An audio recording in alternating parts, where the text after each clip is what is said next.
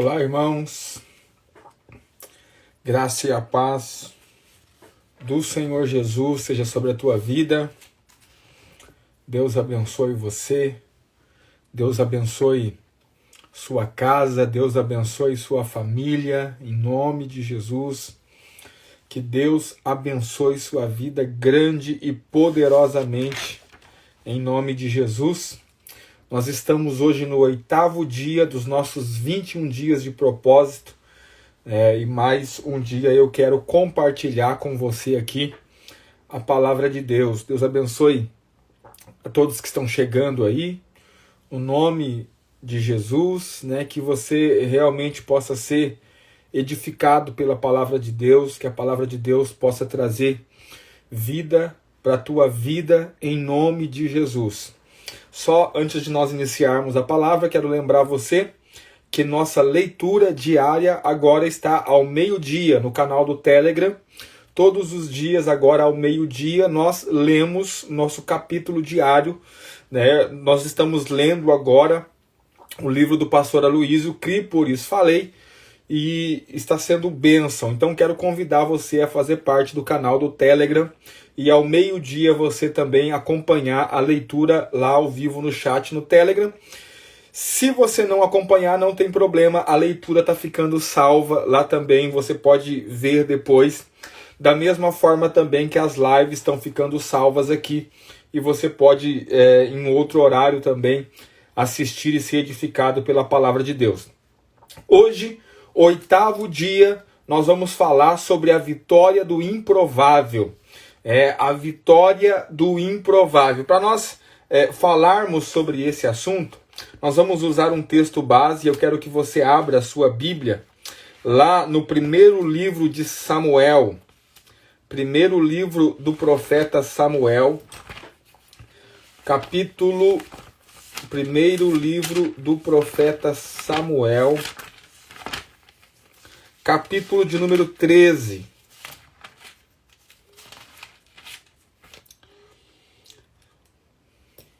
Nós temos relatado, nós temos um relato aqui de fato de algo miraculoso que Deus fez e de fato a vitória do improvável.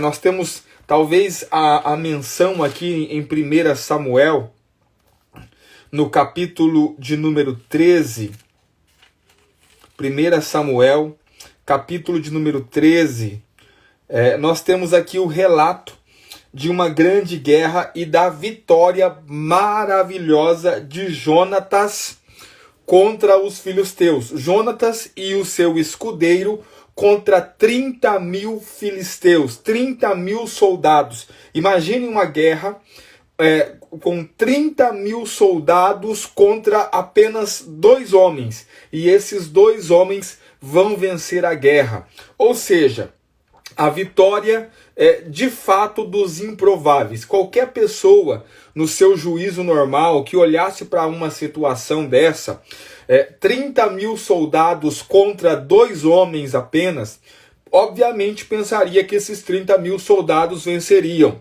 Mas a palavra de Deus diz que Deus deu vitória a Jonatas e a seu escudeiro, ou seja, os improváveis venceram a batalha. Nós vamos ler aqui boa parte do texto e eu estou te contando todo o contexto histórico daquilo que aconteceu, mas eu quero extrair alguns princípios aqui para que nós possamos entender que a vitória é nossa, em nome de Jesus Cristo. Primeiro princípio que eu quero que você entenda é o seguinte: quando os filisteus vieram para guerrear contra Israel, qual que era o medo que os filisteus tinham? Qual que era o medo que os filisteus tinham? Que Israel pegasse em espadas. Então, a preocupação dos filisteus era que Israel pegasse em espadas. Eu quero que você abra a sua Bíblia aí em 1 Samuel, no capítulo 13, no verso de número 19, o texto diz assim, olha só, 1 Samuel, capítulo 13, verso 19. E em toda a terra de Israel, nenhum ferreiro se achava, não tinha nenhum ferreiro, porque os filisteus tinham dito, para que os hebreus não façam espada e nem lança. Por isso todo Israel tinha de descer aos filisteus para molar cada um sua relha, a sua enxada, o seu machado ou o seu chacho. Tinham, porém, limas para os seus sachos, e para as suas enxadas, e para as forquilhas de 3 dentes, e para os machados, para consertar as aguilhadas. Ou seja, todas as vezes que Israel precisava afiar alguma ferramenta, eles corriam até os filisteus, porque eram os filisteus que lidavam com ferro na época, e os filisteus é que sabiam amolar e afiar as ferramentas. Só que agora o problema é que os filisteus se levantaram contra Israel. E os filisteus, eles sabem que Israel não tem espada. Eles não têm espada. Então, a grande preocupação dos filisteus é que Israel conseguisse espadas e lanças. Preste atenção. Quem é o filisteu aqui? Quem são os filisteus? Ou quem é que simboliza os filisteus aqui na nossa história? Tipologicamente falando, os filisteus simbolizam o diabo, Satanás. E qual que é a preocupação de Satanás? A preocupação é que os filhos de Deus peguem a espada, que os filhos de Deus tenham a espada à mão. Pastor, o que é que significa a espada? Lá em Efésios, a palavra de Deus lá em Efésios no capítulo 6, se você abrir a sua Bíblia, Efésios capítulo 6, verso de número 17, o apóstolo Paulo vai dizer o que é essa espada. Efésios capítulo 6, verso de número 17. A palavra de Deus diz assim: tomai também o capacete da salvação e a espada do Espírito, que é a palavra de Deus. Então, o que é a espada, pastor? A espada é a palavra de Deus. O que é que o inimigo teme? O inimigo teme é que você tome a espada nas suas mãos. Deixa eu dizer para você, muitas pessoas acreditam, muitas pessoas pensam que o inimigo, o diabo, foge quando você ora. Mas eu preciso dizer para você, a oração é uma bênção. A oração é algo de Deus e nós temos que orar em todo o tempo. Mas deixa eu dizer algo para você. O diabo, biblicamente falando, o diabo não foge de você quando você ora. Muito pelo contrário. Nós temos um texto, em que a Bíblia diz que o próprio Senhor Jesus, depois de ser batizado por João no Rio Jordão e receber sobre ele o Espírito de Deus, ele foi levado ao deserto. E nesse deserto ele jejuou e orou por 40 dias. E a Bíblia diz que no final dos 40 dias, depois de jejuar e depois de orar 40 dias, o diabo se aproximou dele para o tentar. Preste atenção. Se a oração de fato fosse o que expulsasse Satanás, o diabo não tinha nem passado perto de Jesus. Mas observe, depois de Jesus jejuar e orar 40 dias, o diabo se aproxima dele para o tentar. Por quê? Porque a oração é algo de Deus, nós temos que orar em todo o tempo, conforme diz o apóstolo Paulo, mas a oração não coloca o inimigo para correr. Pastor, e como é que Jesus fez o inimigo correr?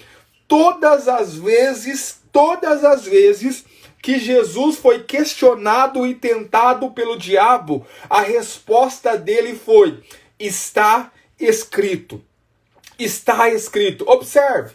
A Bíblia diz que o diabo disse: se tu és o filho de Deus, transforma essas pedras em pães. Jesus disse: está escrito, nem só de pão viverá o homem, mas de toda a palavra que procede da boca de Deus. O diabo pega Jesus, leva ele no pináculo do templo e diz: olha, também está escrito. O diabo está citando a Bíblia, para você ter noção. Também está escrito o quê? Que aos seus anjos dará ordem a seu respeito para que não tropece com seu pé em pedra. Qual é a resposta de Jesus? Está escrito, não tentarás ao Senhor teu Deus. O diabo pega Jesus, leva ele a um alto monte, mostra para ele todos os reinos da terra e diz: olha, se você prostrar e me adorar, eu te darei todos esses reinos, porque a mim eles foram entregues e eu dou a quem eu quiser. Qual é a resposta de Jesus? Está escrito. Preste atenção. Por que Jesus responde sempre com o está escrito? Porque todas as vezes que você vai para a guerra, você vai precisar da espada. E o diabo teme é quem tem a espada na mão. Qual, pastor? Quem é que tem a espada na mão? São os crentes que sabem o que está escrito. Observe, preste atenção. Toda experiência que você vive com Deus é válida. Tem muitas pessoas que baseiam a sua fé no eis que te diz o Senhor, né? As profecias, os profetas. Tem muita gente que baseia a sua fé. Ah, Deus falou comigo em tal coisa. Deixa eu dizer para você. No dia que Jesus foi tentado por Satanás, ele baseou a sua defesa naquilo que estava escrito. O apóstolo Paulo diz que nós não deveríamos ir além daquilo que está escrito. O que significa isso, pastor? Se o diabo teme algum homem nessa terra, com certeza são os homens que têm a espada na mão, são os homens que conhecem a palavra de Deus. Deixa eu dizer algo para você. A preocupação dos filisteus era o seguinte, olha o que diz 1 Samuel 13:19. Ora, toda a terra de Israel, nenhum ferreiro se achava, porque os filisteus tinham dito, para que os hebreus não façam espada. Qual que é a preocupação dos filisteus? Os filisteus aqui simbolizam o diabo, irmãos. Qual que é a preocupação do diabo? Que você conheça a palavra, porque ele sabe que quando você conhecer a palavra, nós conhecemos a verdade e a verdade nos liberta. A palavra de Deus é a espada que quebra e abre toda a cadeia do inimigo contra a sua vida. O que o diabo não quer é que você conheça a palavra de Deus. Por isso, sempre que nós vamos guerrear, sempre que nós vamos batalhar, sempre que nós vamos para a guerra, nós precisamos estar empunhados com a espada do Espírito, que é a palavra de Deus. Aleluia! Glória a Deus! Consegue compreender? Ah, pastor, o diabo tem medo do crente que ora. Biblicamente falando, não. Não é desse que ele tem medo. O diabo tem que se afastar do crente que tem a palavra de Deus. É o que está escrito. Toda cadeia, todo cativeiro maligno, ele é quebrado quando você tem a palavra de Deus. Quando você conhece a verdade. Deixa eu dizer para você, irmãos. Preste atenção naquilo que eu vou falar. Tem muitas pessoas que vivem orando, mas continuam prisioneiras, continuam presas. Por quê? Porque o diabo não impede você de orar.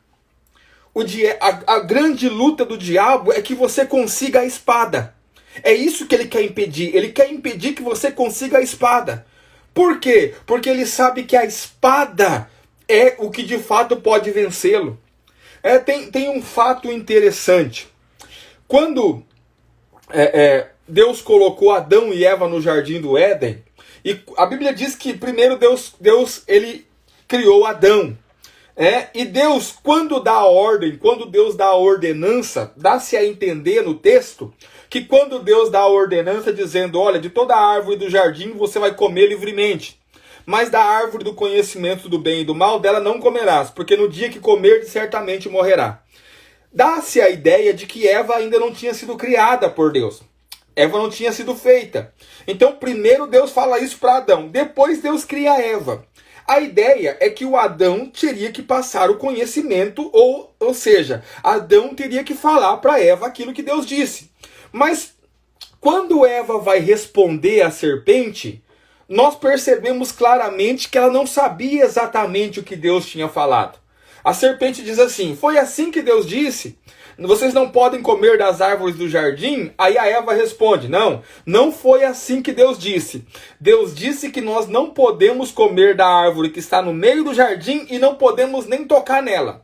Só que a árvore que estava no meio do jardim era a árvore da vida, e dessa árvore eles tinham que comer.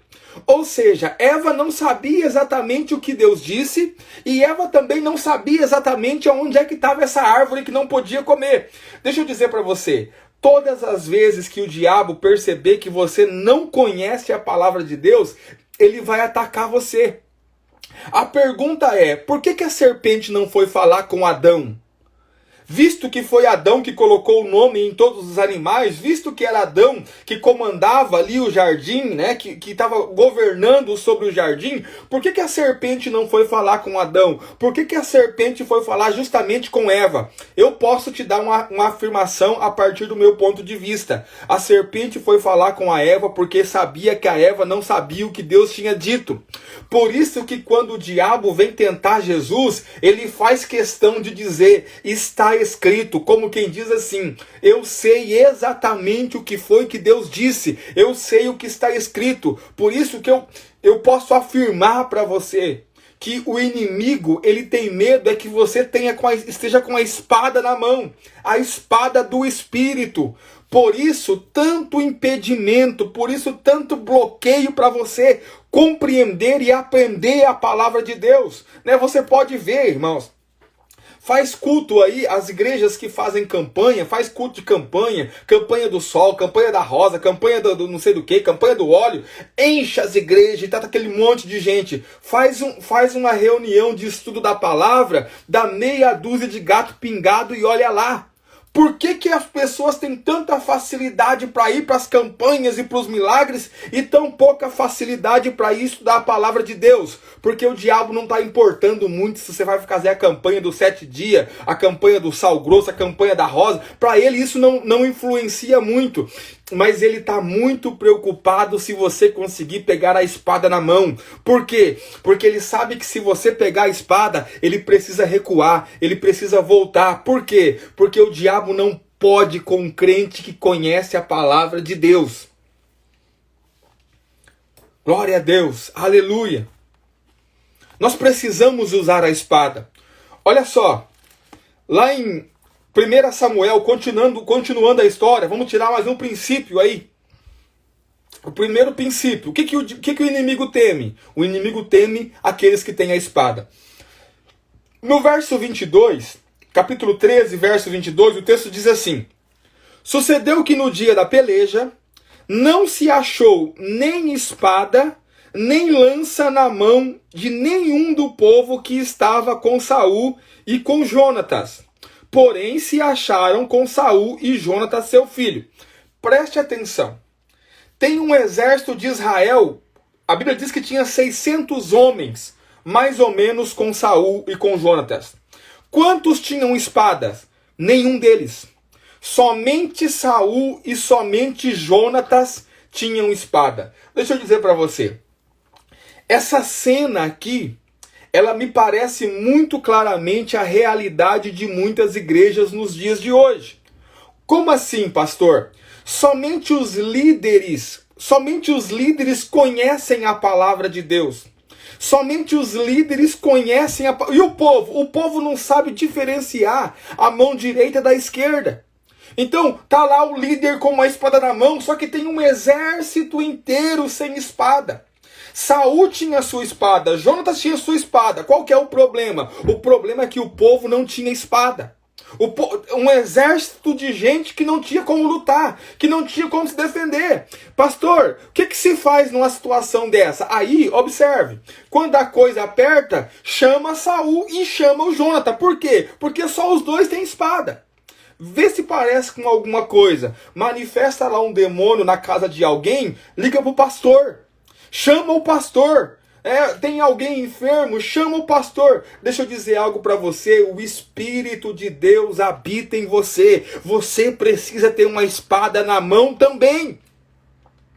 Você precisa ter uma espada na mão. Você precisa estar preparado para essa guerra. Não são só os pastores, os líderes.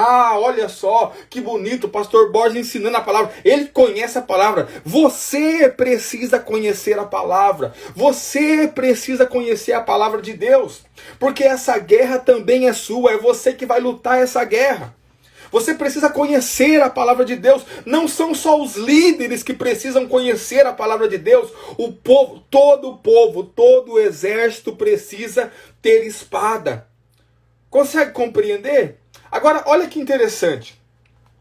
Só Saul e Jonatas é que tem a espada. E nós vamos ver aqui uma fé dinâmica de Jonatas. Uma fé dinâmica. Pastor, o que é essa fé dinâmica? Irmão, a fé dinâmica é aquela fé que não te deixa parado. É a fé que te faz agir. É a fé que te faz avançar. É a fé que te faz verdadeiramente colocar em prática aquilo que você aprende. Observe, nesse tempo aqui, o povo estava vivendo debaixo de uma grande opressão. Debaixo de uma opressão terrível. Por quê? Porque o Saul simplesmente não tinha mais fé para nada. O Saul já estava sendo vencido. Só que Deus desperta o coração de Jonatas, uma fé dinâmica. Eu quero ler no capítulo 14 de 1 Samuel, nós estamos continuando a história. Eu quero ler aqui a história para que você entenda. O texto diz assim: Sucedeu que um dia disse Jonatas, filho de Saul, ao seu jovem escudeiro, Jonatas e o escudeiro, olha só a vitória dos improváveis.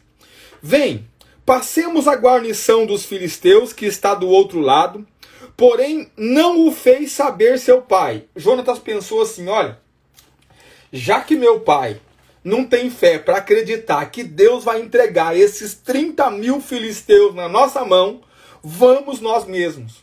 Nós vamos lá, nós vamos crer nesse negócio. Continuando, Saul se encontrava na extremidade de Gibeá, debaixo da romeira em Migron, e o povo que estava com ele era cerca de 600 homens.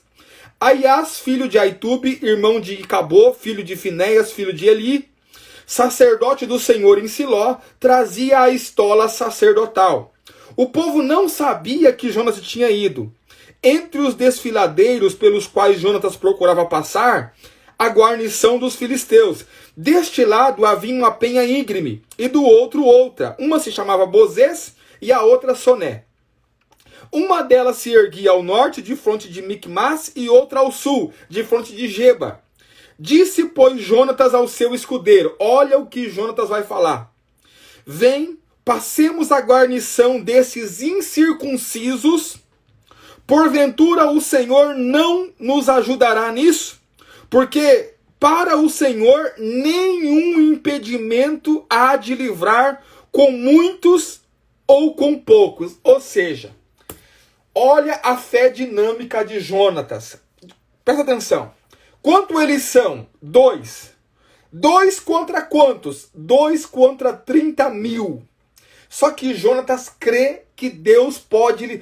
Jonatas está dizendo assim, ó, Deus não precisa de muitos para livrar Israel dessa afronta desses filisteus. Deus só precisa de quem creia. Só precisa... Pegou o escudeiro, você vem atrás de mim, porque Deus vai nos dar vitória. Eu fico pensando, irmão, como é que um homem acredita que Deus vai dar vitória para ele e para o seu escudeiro contra 30.000 soldados armados? Essa é a fé dinâmica. Essa é a fé que não se despedaça diante da circunstância contrária. Naturalmente falando, irmão, não tem lógica o que Jonatas está fazendo. Mas deixa eu dizer para você, Jonatas sabia em quem ele cria. Jonatas sabia quem foi que o chamou. Jonatas sabia que o Senhor, para Deus, não tem diferença livrar o exército de Israel com 1 milhão de soldados ou com uma pessoa só. Para Deus isso é a mesma coisa. Preste atenção, tente entender isso aqui. Deus, o Senhor Deus, preste atenção, Ele pode nos dar vitória com os fortes, com os muitos, mas normalmente Ele escolhe dar vitória com os fracos e com poucos. O que nós temos na história de Gideão?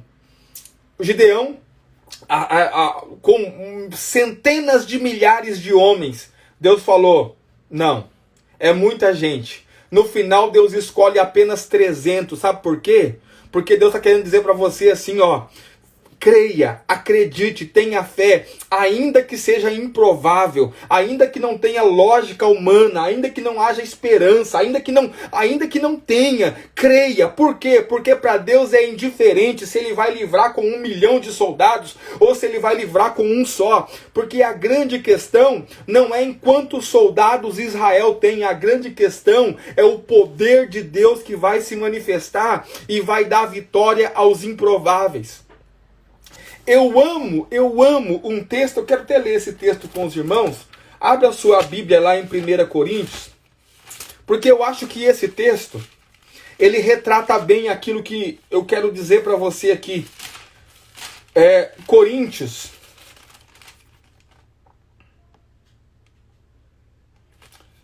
primeira carta de Paulo aos Coríntios, abra a sua Bíblia comigo aí, capítulo de número 1, primeira carta de Paulo aos Coríntios, capítulo de número 1, olha só, verso de número 24 em diante. 24, 1 Coríntios capítulo 1, verso 24, olha só. Mas para os que são chamados, tanto judeus como gregos, lhe pregamos a Cristo, poder de Deus e sabedoria de Deus. Porque a loucura de Deus é mais sábia do que os homens.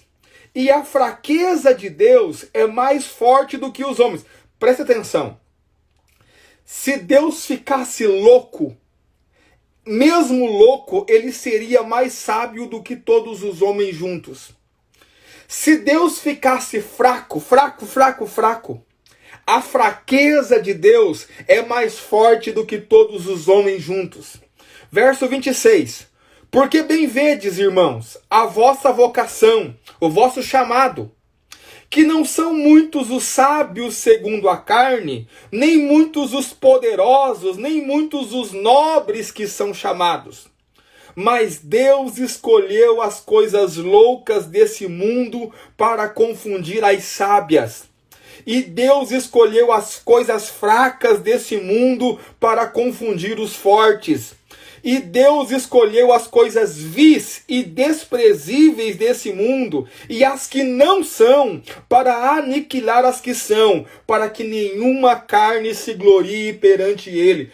Deixa eu dizer para você, talvez você olhe para você e diz assim, pastor, quem sou eu? Quem sou eu na fila do pão, como diz o ditado? Quem sou eu? Uma gota em meio ao oceano. Pois deixa eu dizer algo para você. É justamente essa gota que Deus está querendo usar. É justamente você que... Pastor, mas eu sou tão fraco. Pois é, Deus escolheu as coisas fracas para confundir as coisas fortes. É assim que Deus trabalha. Você sabe por que Deus me chamou? E você sabe por que eu recebi da parte de Deus uma vocação? Não é porque eu sou o melhor, é justamente porque eu era o pior, o improvável. É por isso que Deus chamou. É por isso que Deus chama. Presta atenção, isso abre para nós, para mim e para você, irmãos, algo poderosíssimo, porque há muita gente querendo se gloriar na carne, há muita gente querendo se gloriar no status, no poder, na posição que tem. Deixa eu dizer para você, normalmente esses não servem para Deus, porque Deus está procurando os improváveis. Deus, segundo o texto de Paulo, Deus está procurando os que não são, Deus está procurando os que não podem, Deus está procurando os fracos, Deus está procurando os desprezíveis. Por quê? Porque a vitória com Deus é sempre dos improváveis. Aleluia! Olha o Jonatas, ele e o escudeiro, ele é filho de Saul. Vamos lá. Deus não precisa de um exército, é eu e você. Deus vai nos dar a vitória. Deus vai acabar com esses incircuncisos. Aleluia. É de gente desse tipo que Deus está precisando, irmão. Sabe qual que é o problema? O problema é que o diabo tem convencido você que você é uma porcaria. Consegue compreender? E às vezes o diabo até tem razão. Nós somos realmente uma porcaria.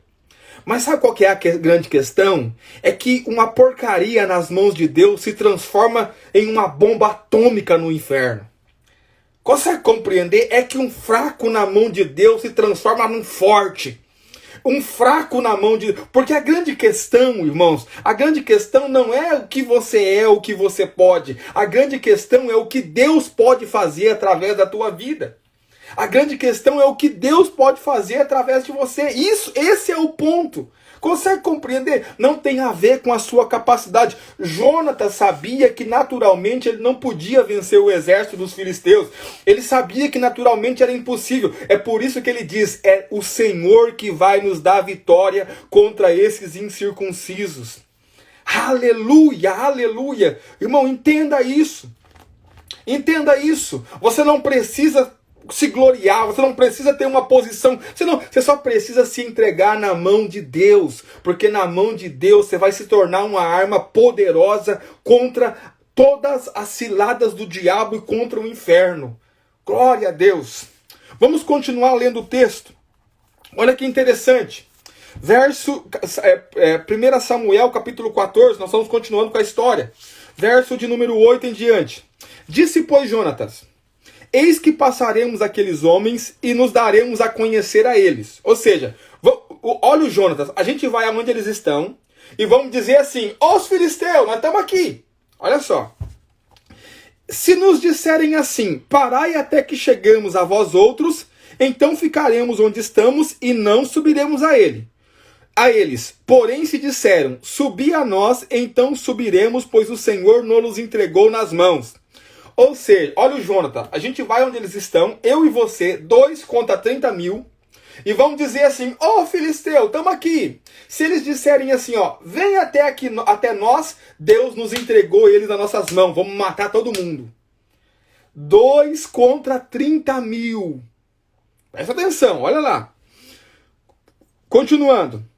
Isso nos servirá de sinal, dando-se, pois, ambos a conhecer a guarnição dos filisteus, ou seja, se apresentando, disseram estes, eis aqui já os hebreus estão saindo dos buracos em que tinham se escondido. Todo Israel estava escondido em buracos, em cavernas, em sepulcro, com medo. Porque o Saul foi o primeiro a se esconder.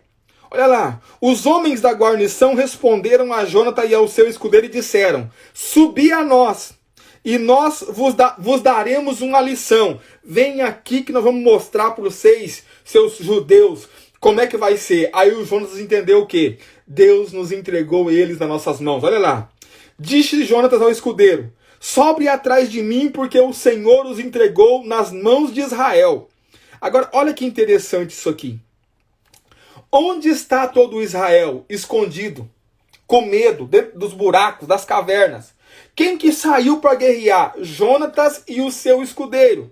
Agora, olha o que Jonatas diz. Jonatas não disse assim, ó, a vitória é minha.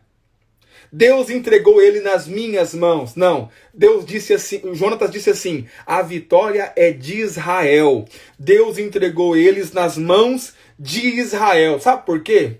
Porque quando o assunto é o corpo de Cristo, não há minha vitória, é nossa vitória. Porque a vitória tem que ser para todo o corpo de Cristo e não só para você. Nós precisamos aprender uma grande lição que Jesus nos dá na oração modelo. Olha a oração modelo. É Pai nosso, não é Pai meu. É venha a nós o teu reino, não é venha a mim o teu reino. É o pão nosso de cada dia, não é o pão meu de cada dia.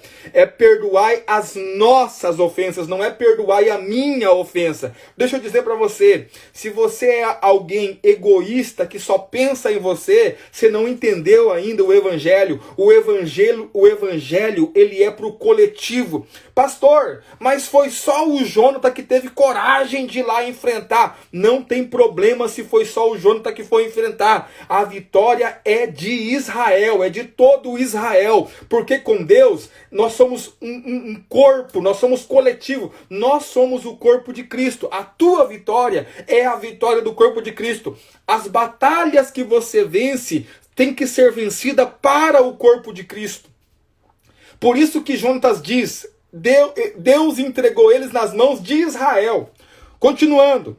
Então trepou Jonatas de gatinhas, o seu escudeiro atrás, e os filisteus caíram diante de Jonatas.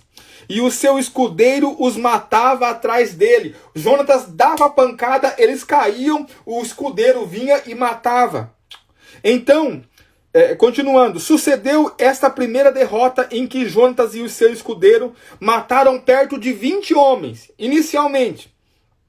Em cerca de meia geira de terra, houve grande espanto no arraial dos filisteus, no campo e em todo o povo, também a mesma guarnição, e os saqueadores tremeram, e até a terra se estremeceu, houve um terremoto, e tudo passou a ser um terror de Deus. Deus botou um terror no meio dos filisteus. Olharam as sentinelas de Saul em Gibeá de Benjamim, e eis que a multidão se dissolvia, correndo uns para cá e outros para lá. Irmão, 30.000 soldados fugindo. Preste atenção. O Jonatas matou 20, o resto tudo correu, fugiu, ficou com medo, se atrapalharam, terror veio, a terra tremeu, a escuridão veio. Preste atenção. O que Deus estava precisando, irmão? Só de alguém que cresce e colocasse em prática a sua fé. Só de alguém que cresce e diz, eu creio, eu acredito, ainda que seja contra a esperança, ainda que naturalmente não tenha jeito, eu creio, eu vou dar o primeiro passo. É disso, irmãos. É disso que nós estamos falando, de gente que tem fé dinâmica, de gente que tem fé. Presta atenção, a autoconfiança dos filisteus caiu tudo naquele momento. A soberba, a prepotência deles caiu num momento só. Pensa, irmão, 30.000 homens fugindo, correndo, e agora Israel vai começar a perseguir. Só que tem um problema. Qual é o problema? Preste atenção. E aqui está um ponto que eu quero falar para nós encerrarmos a live de hoje também, mas esse talvez seja o principal ponto. Pastor, qual que é o problema? O problema é que o Saul tinha feito uma promessa que, se alguém comesse antes dos filisteus serem derrotados, essa pessoa seria morta. Só que Jonatas, depois você pode ler toda a história, Jonatas, para ir guerrear com os filisteus, ele comeu mel para se fortalecer. Ou seja, o próprio filho de Saul comeu. Agora, qual que é a questão? Saul vai cumprir ou não vai cumprir a sua palavra? Que disse que qualquer um que comesse antes dos filisteus serem derrotados, teria que ser morto. Você sabe qual que é o problema de Saul? O problema de Saul é que ele estava tentando conquistar a Deus com a sua obra. Ele fez um voto maluco, um voto louco, dizendo, olha, ninguém come mais em Israel até que os filisteus sejam derrotados. Sabe por quê? Porque ele pensou assim, eu vou mostrar para Deus que nós merecemos. Eu vou mostrar para Deus, olha, nós vamos fazer um jejum e Deus vai abalar tudo. Enquanto Deus não dá a vitória, nós não comemos. Deixa eu dizer para você, isso fala de gente religiosa. De gente que vive debaixo da religião, com a justiça própria, achando que Deus vai fazer alguma coisa por causa dos seus sacrifícios. Deixa eu dizer para você, irmão, Deus está à procura de gente como Jonatas, não de gente como Saul. Jonatas não fez voto nenhum. Jonatas só disse assim, ó, o Senhor vai entregar ele nas nossas mãos. E Jonatas foi para cima com a fé que ele tinha, crendo que Deus entregaria.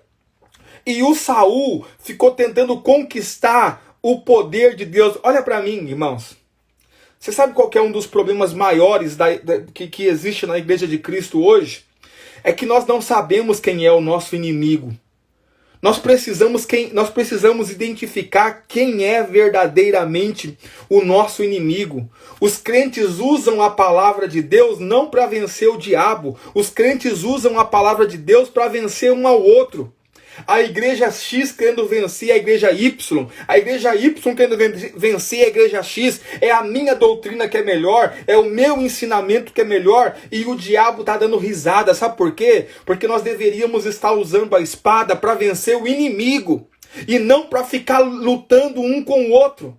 É o que Saul está fazendo. Saul agora está arriscado matar o próprio filho. Por quê? Porque é um religioso que está tentando comprar o favor de Deus. Sabe? Irmãos, assim ó, nem vem me fazer pergunta tola de teologia aqui. Você sabe, bom, você já sabe que eu não respondo. Por que eu não respondo? Porque eu tenho mais o que fazer. Eu não tenho que ficar aqui provando nada para você e nem discutindo com você teologia. Não foi isso para que eu... Meu chamado não é para isso. Meu chamado, irmãos, é para pregar o evangelho de Cristo. Não tenho tempo a perder com um teólogo de internet que fica o dia inteiro discutindo com os outros. Acabei de fazer uma live com o Chileno Vergara agora. Aí tinha lá no meio um cidadão, não, porque não sei o quê, porque não sei... Irmão, não tenho tempo para perder com você. Tem vida para ser salva. Tem gente indo para o inferno que precisam ser resgatadas. Eu não tenho tempo para perder com você aqui. Ah, pastor, porque a sua teologia...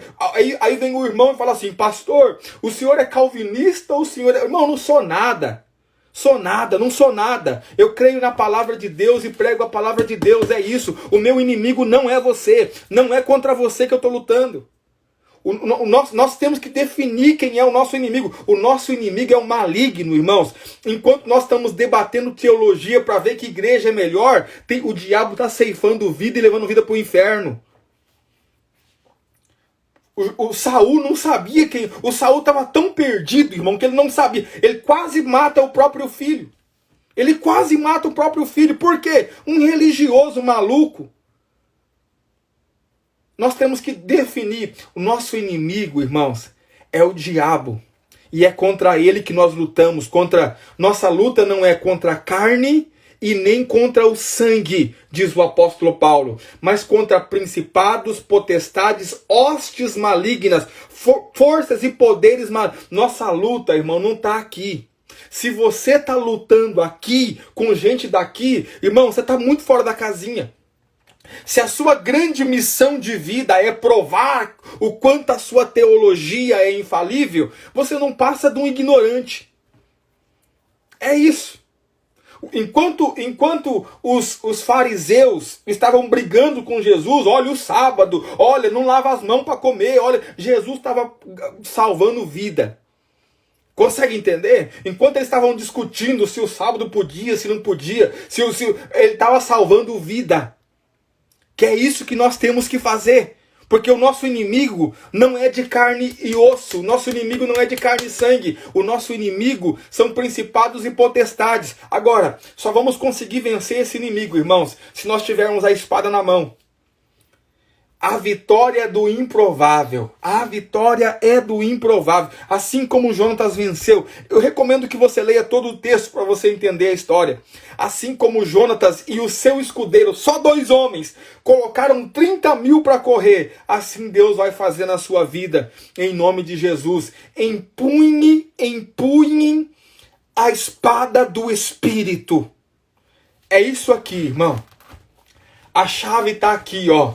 A chave é isso aqui. Está escrito. Está escrito. Nós precisamos da palavra de Deus. Está escrito. Não seja um crente ignorante em relação à palavra de Deus. Estude. Busque. Se esforce o máximo para que você puder para conhecer a palavra de Deus. Porque essa é a espada que vai nos garantir a vitória diante do inimigo. Em nome de Jesus. Aleluia, deixa eu orar por você, declarar a bênção de Deus sobre a tua vida. Pai Santo, no nome de Jesus Cristo, eu creio, Senhor, que cada filho do Senhor, cada filha do Senhor, que está assistindo essa live nesse momento foi chamado pelo Senhor. E nós sabemos que o Senhor chama justamente os improváveis, Senhor. E nós queremos dizer, eis-nos aqui, Senhor. Com uma fé prática, com uma fé, não com uma fé de falar, mas com uma fé de viver no dia a dia aquilo que o Senhor tem nos mostrado. Nós cremos que a vitória é nossa, em nome de Jesus. Oramos, Senhor, para que o Senhor coloque em nosso coração a mesma ousadia que o Senhor colocou em Jonatas e no seu escudeiro, para que nós possamos avançar, para que nós possamos crer, para que nós possamos colocar em prática tudo aquilo que o Senhor tem falado conosco, no nome de Jesus Cristo. Que o Senhor nos dê conhecimento, clareza da tua palavra, que o Senhor coloque dentro de nós sede e fome pela tua palavra, para que nós possamos conhecer e prosseguir em conhecer o Senhor em nome de Jesus. Eu quero declarar sobre a tua vida a bênção de Deus. Eu quero declarar que não importa o tamanho do teu inimigo, não importa quantos são os inimigos que têm se levantado contra você, você com Deus é a maioria, você e Deus é a maioria. Eu declaro que assim como o Senhor operou na vida de Jonatas poderosamente, a ponto de 2 homens vencerem 30.000 soldados, assim também vai ser na sua vida em nome de Jesus. Você é o improvável de Deus. Deus te escolheu, Deus te chamou. O poder de Deus vai se manifestar através da tua vida em nome de Jesus. E você com Deus será a maioria em toda e qualquer batalha que você entrar no nome de Jesus. Eu declaro que você tem a espada do Espírito, que é a palavra de Deus. E eu declaro que você com essa espada vai vencer o inimigo, vai vencer todos os inimigos que se levantarem contra a sua vida em nome do Senhor Jesus. Receba essa palavra no teu coração em nome de Jesus. Você é o improvável de Deus. Deus te escolheu, Deus te chamou e com certeza Deus te dará a vitória, porque a vitória é do improvável de Deus. Aleluia! Glória a Deus! Louvado seja o nome do Senhor. Glória a Deus! Deixa eu pedir o meu favor diário. Compartilhe o máximo de pessoas que você puder em nome de Jesus. Faça com que essa palavra chegue ao maior número de pessoas possível. No nome, é isso que eu te peço. Pastor, qual é a retribuição que você quer? Que você compartilhe a palavra, que você envie. Eu vou salvar a palavra no feed agora. Você comente lá, marque as pessoas, marque o maior número de pessoas que você puder. Tire um print aí da live, envia para os seus amigos, seja um crente pregador do Evangelho em nome de Jesus. É isso que eu te peço, no nome de Jesus Cristo. Amanhã, meio-dia, nós vamos ler o 9º capítulo. A vitória está perto de você. A vitória está perto de você. Amanhã, meio-dia em ponto, lá no Telegram, no chat, vamos ler o capítulo ao vivo. E às 22 horas nós vamos estar compartilhando com você essa palavra no nome de Jesus. Que Deus te abençoe, te dê uma excelente semana, uma ótima noite. Fique em paz. Um beijo no seu coração no nome de Jesus.